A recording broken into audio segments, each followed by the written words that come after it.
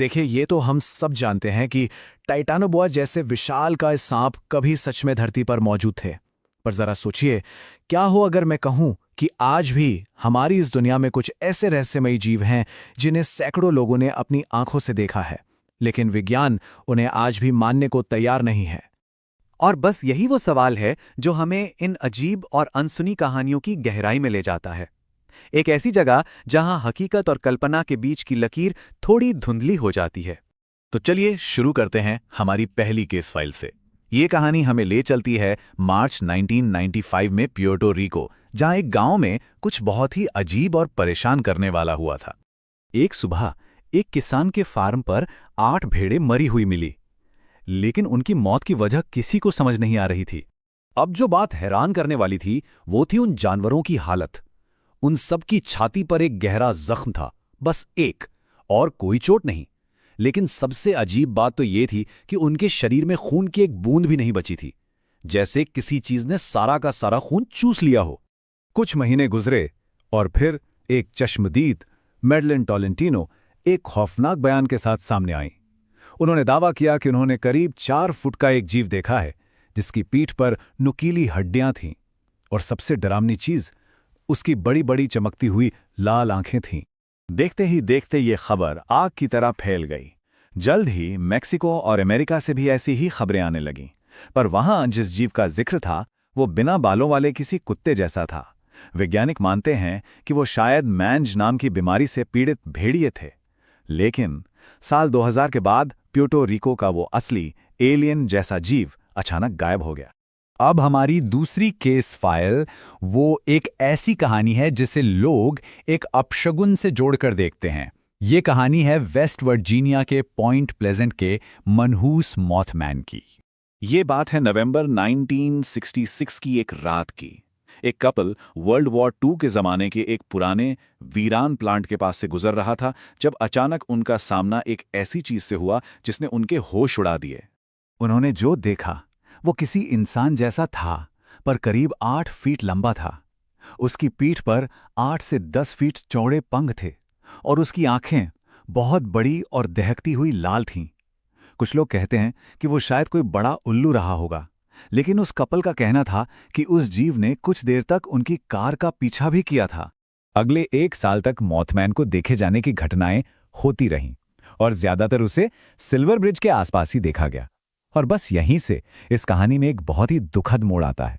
15 दिसंबर 1967 को silver bridge अचानक ढह गया, और उस हादसे में 46 लोगों की जान चली गई। और हैरान करने वाली बात यह थी कि कई लोगों ने दावा किया कि हादसे से ठीक पहले के दिनों में उन्होंने मॉथमैन को उसी ब्रिज पर देखा था। ब्रिज गिरने के ठीक बाद मॉथमैन फिर कभी नहीं दिखा।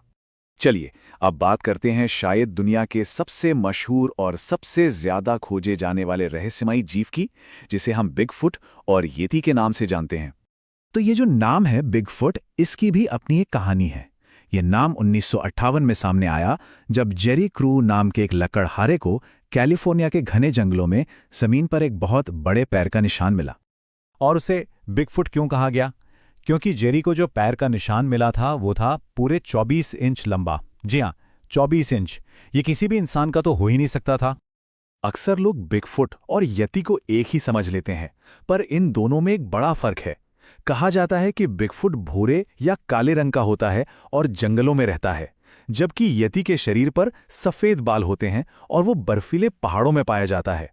पर हाँ, दोनों के दिखने का तरीका काफी मिलता जुलता बताया जाता है। और ये कहानियां सिर्फ पुराने जमाने की नहीं है।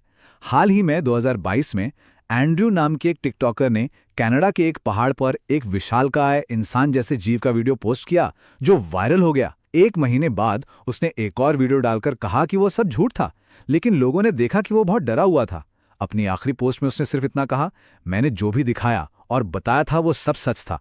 और उसके बाद से एंड्रयू का कुछ पता नहीं चला। अब जंगलों और पहाड़ों से निकलकर चलते हैं स्कॉटलैंड की गहरी झीलों की तरफ, जहां एक सदियों पुराना राज दफन है। 755 फीट, सोचिए, इतनी गहरी है स्कॉटलैंड की लॉक नेस झील। ये इतनी बड़ी और गहरी है कि कोई भी विशाल चीज इसमें बड़ी आसानी से छिप सकती है। मतलब अंदाजा लगाइए, अगर गीजा का मशहूर पिरामिड इसमें डुबो देना तो भी उसके ऊपर 270 फीट पानी और होगा। इस झील के दैत्य, जिसे प्यार से नेसी कहते हैं, की कहानी 1934 में सर्जन की तस्वीर के बाद दुनिया भर में फेमस हो गई।